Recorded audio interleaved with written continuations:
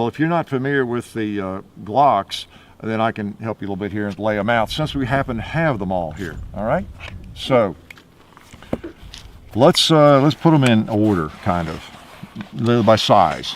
That's what I thought we'd do. And what prompted this was the fact that we have the 17L here.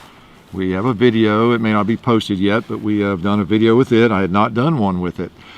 And so you've got the smallest Glock 43, the 26, the Glock 19, the Glock 17, the Glock 34, the Glock 17L, which is the granddaddy